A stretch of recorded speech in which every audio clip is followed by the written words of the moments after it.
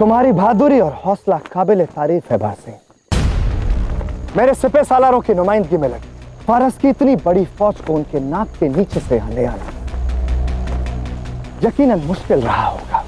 मुश्किल तो था, लेकिन पोरस की हिम्मत ने हमें हिम्मत दी कि हमारी जमीन, हमारी दौलत और हमारे मुल्क की खोई हुई इज्जत तुमसे वापस ले, जो तुमने हमसे छीन ली। तुम्हारे पास कोई चारा नहीं है, क्योंकि यहाँ पे हम और वहां पे पोरस, हम दोनों मिलकर तुम्हें अपने सरजमीन से खदेड़ देंगे। बेशक बार सिंह, बेशक, पर उसके लिए हमें पोरस के यहां आने का इंतजार करना होगा। देखते हैं कैसे तुम्हारे मंसूबे जमीन पाते हैं। मैं भी ये देखने को बेकरार हूं कि कैसे पोरस का ख्वाब उसी की आंखों के सामने चकनाचूर होता है। उस वक्त उसका चेहरा देखना बहुत ही दिलचस्प होगा।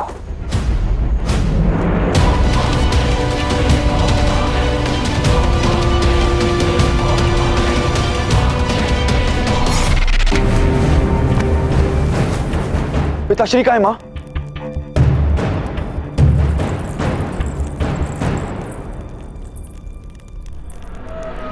मौन क्यों मां? बताओ, कहां है पिताश्री? नंदन वन में क्या हुआ? नंदन वन में हमारा जीवन बंजर हो गया। हम भी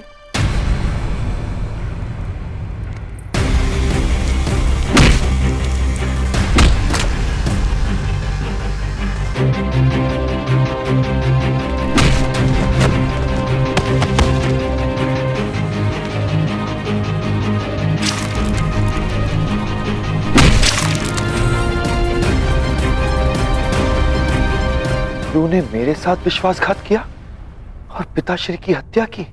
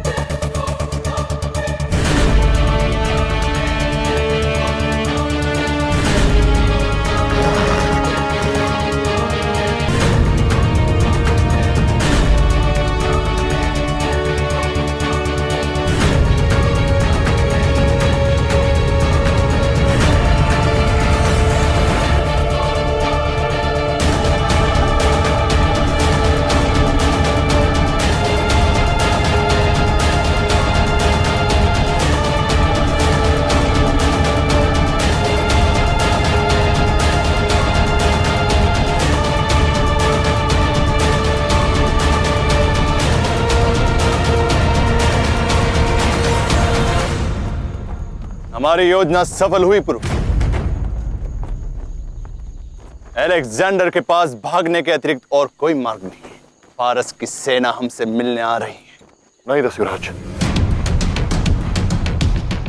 हमें वापस लौटना होगा। ये तुम क्या कह रहे हो पुरु? इतना अच्छा अवसर हमें खोना नहीं चाहिए। हमने अलेक्जेंडर को दोनों दिशाओं से घेर लिया है। यही विश्वास अलेक्जेंडर हमें दिलाना चाहता है लाचे। जो हमें दिख रहा है वो पूरा सत्य नहीं। बारसीन और उसकी सेना का हाव भाव देखकर लगता है कि यहाँ कुछ और भी हुआ है।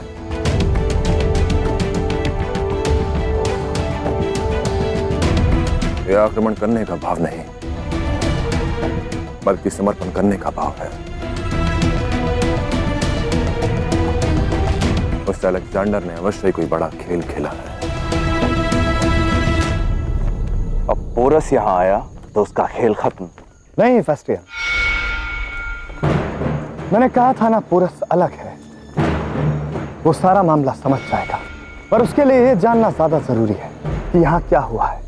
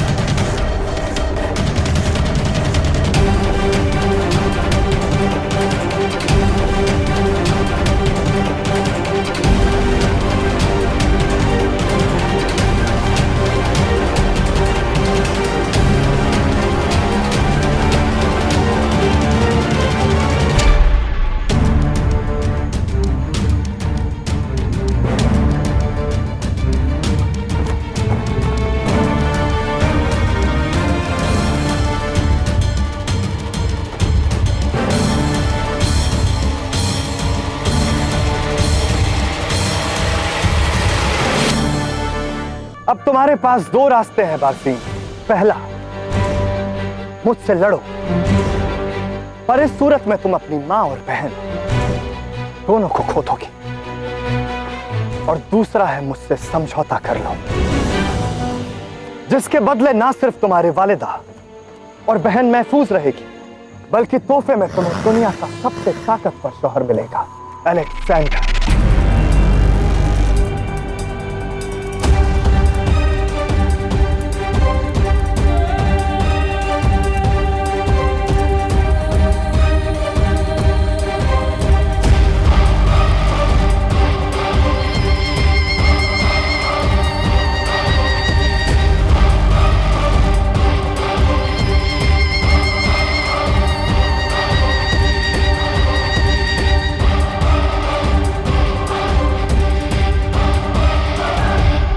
विवाह की शुभकामनाएं अलेक्जेंडर।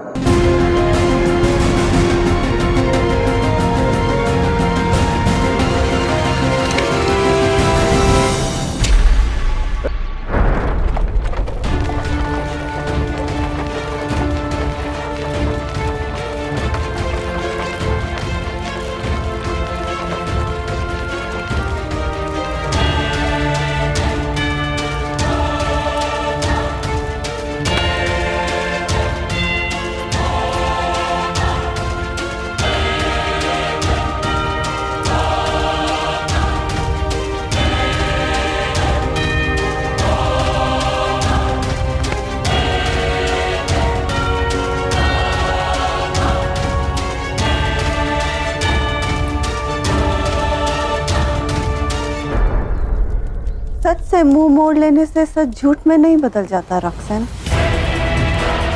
जितना वाजिब तुम्हारा गुस्सा है, उतनी ही जरूरी ये शादी भी थी, या फिर समझौता।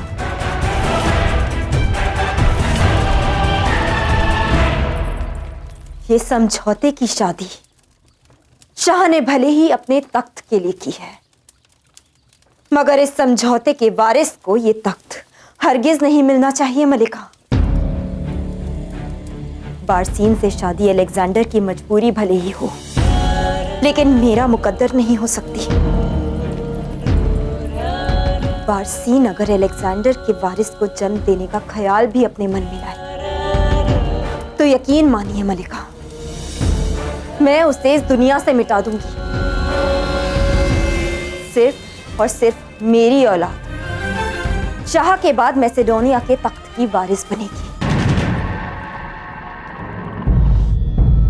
फारस की सेना के साथ के बिना इस युद्ध में विजय कठिन है गुरु। वो विजय क्या जो आसानी से प्राप्त हो जाए। अलेक्जेंडर को परास्त करने का मार्ग तक्षशिला से होकर निकलता है। इसलिए महत्वपूर्ण है कि मैं अम्बी कुमार से वार्तालाप करूं और यह सुनिश्चित करूं कि उसके और मेरे बीच कोई मतभेद ना हो। एक बार अम्बी कुमार को अपने पिता के वास्तविक कर्मों के विषय में ज्ञात हो जाए, फिर तक्षशिला का सहयोग हमें निश्चित रूप से मिलेगा।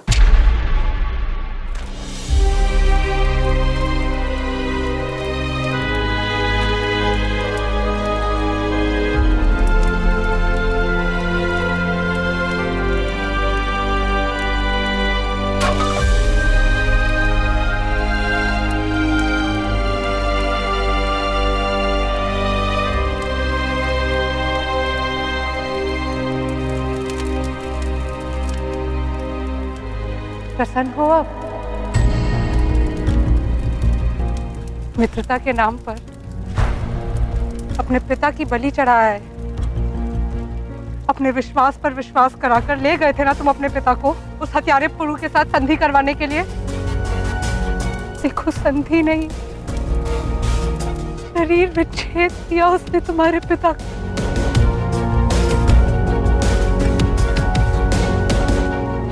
सब नाटक था, जिसे खेलकर, जिसके संवाद बोलकर पुरु ने हम सबको बहकाया। मेरी आंखों पर पड़ा ब्रह्मजाल समाप्त हुआ आज। यदि प्रतिशोध ही मेरा प्रारब्ध है, तो तक्षशिला पर किए गए हर एक घात का प्रतिघात लूंगा मैं पुरु से।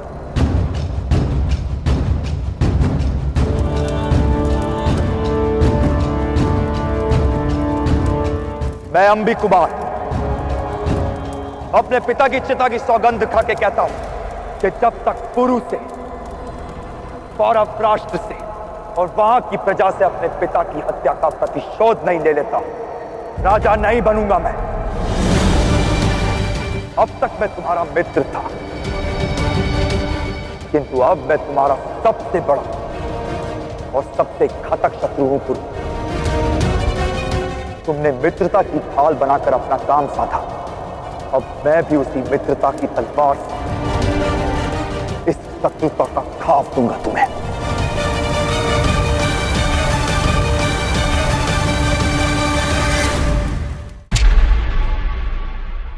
हमारे पास 20,000 सैनिक थे पुरु। उनमें से 3,000 वीर गति को प्राप्त हुए। लगभग 5,000 सैनिक घायल हैं। अब हमारे पास 12,000 सैनिक ही लड़ने योग्य बचे हैं पुरु।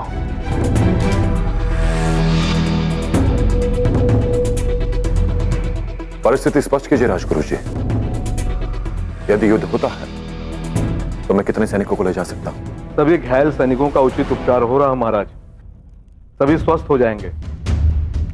अधिकांश आपके साथ पुनः युद्ध में जाने योग्य हो जाएंगे।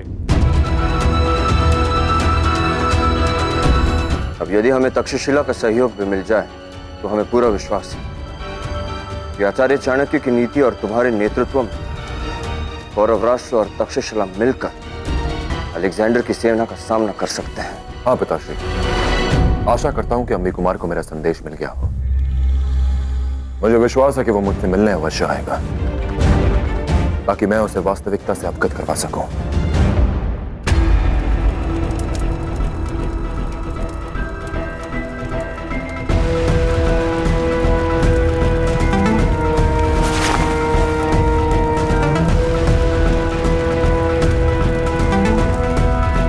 तुम्हारे गुस्से को मैं अच्छी तरह समझ सकता हूं अंबी कुमार, मगर महज इस पैगाम को जला देने से वो कड़ी नहीं जुड़ेगी अंबी कुमार, जिसकी बुनियाद रखने की कोशिश में पोरस है, ताकि तुम हमेशा के लिए उसकी तरफ हो जाओ। अब चाहे पुरु कुछ भी कर ले, किंतु वो और मैं इस जन्म में तो कभी भी एक पक्ष में नहीं होंगे।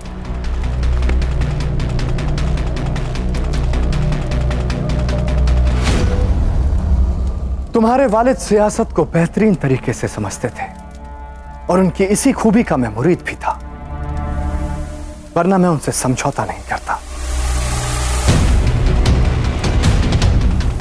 मुझे यकीन है कि अंबिराज ने तक्षशिला के होने वाले शाह को सियासत के कुछ गुर जरूर सिखाए होंगे। हर खेल एक तरीके से नहीं खेला जाता अंबी कुमार। कभी कभी दुश्मनी निभाने के लिए दोस्ती के लबादे की भी जरूरत पड़ती है। बहती हुई हवा की दिशा कभी एक नहीं रहती पुत्र। भविष्य के गर्भ में क्या छुपा है हम नहीं जानते। आपने सही कहा सम्राट, अब इस खेल को मुझे अलग प्रकार से ही खेलना होगा।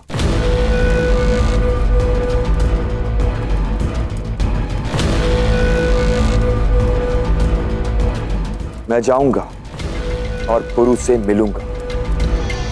जैसे उसने मेरे साथ विश्वासघात किया और मेरे पिता की हत्या की, मैं भी ठीक वैसा ही उसके साथ करूंगा। उसका मित्र बनकर मैं उसे और उसके साम्राज्य को समाप्त कर दूंगा।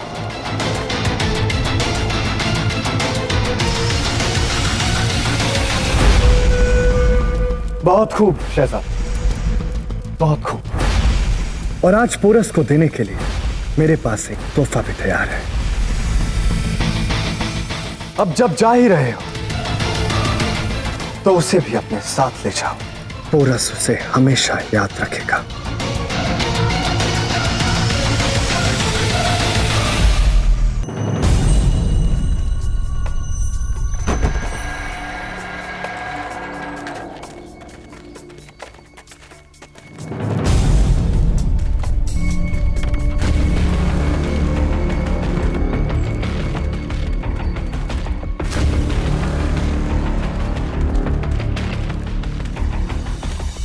तैयार रहना शहजादे। अब जो काम करने तुम पौरव मुल्क जा रहे हो वो खतरनाक हो सकता है। मेरे प्रतिकार से अधिक नहीं सम्राट। मैं अपने गुप्तचरों द्वारा आपको समय समय पर सूचना भेजता रहूंगा।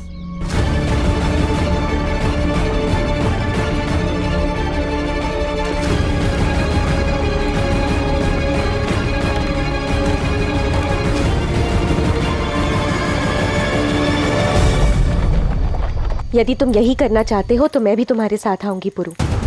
हमें नहीं पता कि तक्षशिला में परिस्थिति क्या है। नहीं लाची, हमारे योद्धाओं का मनोबल बनाए रखने के लिए तुम्हें और पिताश्री को यहीं रुकना होगा। हस्ती है मेरे साथ। तो फिर सैनिकों की दशा सुधरने के बाद चले जाओ पुरु। अम्मी कुमार से इस भेंट को हम जितना टालेंगे उसके और मेरे बीच मतभेद बढ़ने की संभावनाएं उतनी गहरी होती जाएंगी। मैं चाहता हूं कि अम्बी कुमार को इस झूठ से अवगत करवाऊं जो उसके पिता ने उसे कहा है। अपने ही पुत्र का उपयोग करके उसने हमसे विश्वासघात किया।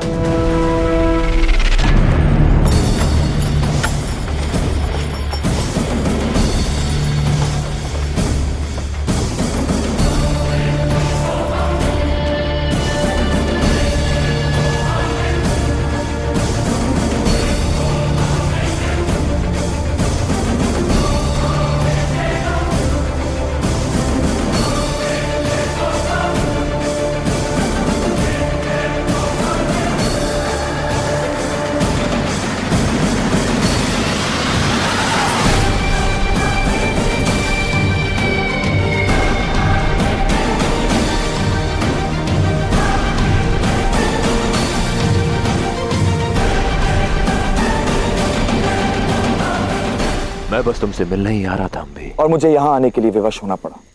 वो मैं किसी प्रकार का कोई स्पष्टीकरण देने की आवश्यकता नहीं पड़ी। मैं जानता हूं कि तुमने मेरे पिता को क्यों मारा। मैं लज्जित हूं। मैं एक देशद्रोही का पुत्र हूं। आज नहीं तो कल तो ये होना ही था।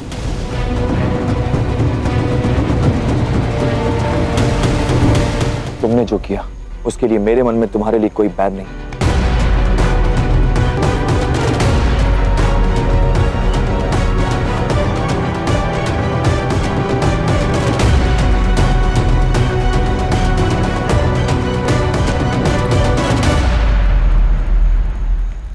किंतु तुम अचानक यहां कैसे?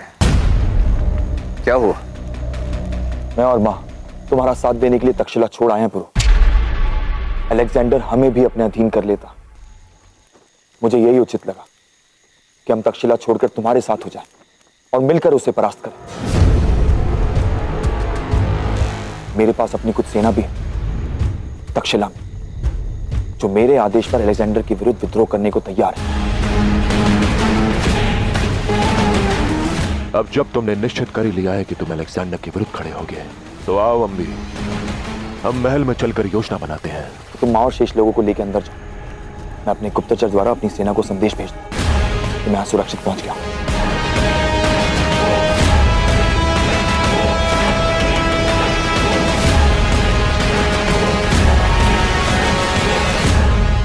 महल में प्रवेश करने के बाद पूरब द्वार की ओर जाना। वहीं पर तुम्हें हमारी योजना को रूप देना है।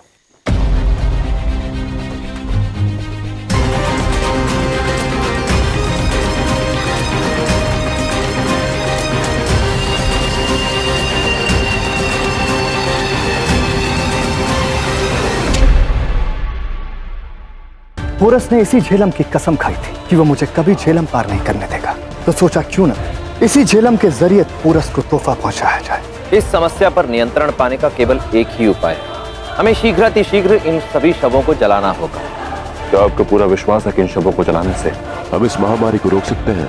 इस महामारी को रोकने के लिए उन्हें लाशों को इकट्ठा करके जलाना होगा, और जब तक वो इसमें कामयाब होंगे तब तक बहुत देर हो चुकी होगी।